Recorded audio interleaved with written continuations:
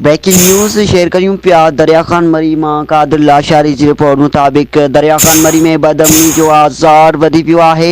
Motorcycle सवार हथियारबंद ॾींहुं ॾिठे जो ताइर मोबाइल कम्युनिकेशन तां हथियारनि जे ज़ोर ते रोक रक़म ऐं मोबाइल फ़ोन फुर करे फ़रार थी विया आहिनि।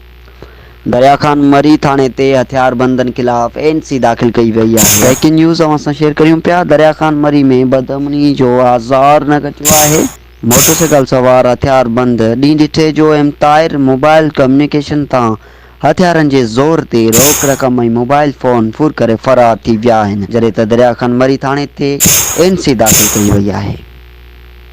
ब्रेकिंग न्यूज़ शेयर करियूं पिया। दरिया खान मरी मां कादिर लाशारी जी रिपोर्ट मुताबिक़ दरिया खान मरी में बदअमनी जो आज़ार वधी पियो आहे।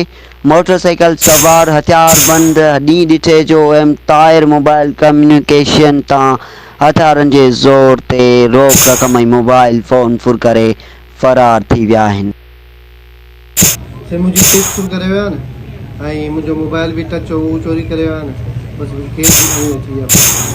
मुंहिंजो कम बि सॼो केस जो ई आहे, कम्युनिकेशन जो कमु आहे। सॼी मूंखां वारदात करे हलिया हुआ। 3 ॼणा, हिकिड़े मुंहिंजे मथां मुआवज़ो रखियो, ॿियो मूंखां थैली में पैसा फुर कयूं, टियों गाॾी ते ऐं टिनिनि वटि औज़ार आहे। टोटल तव्हांजो घणो मतिलबु इहो? मुंहिंजो 5 लख रुपया कैश आहे ऐं मोबाइल मोबाइल घणी क़ीमत? मोबाइल मुंहिंजो 55,000 जो रीनो 6 मोबाइल आहे, दॿा पैक वठो।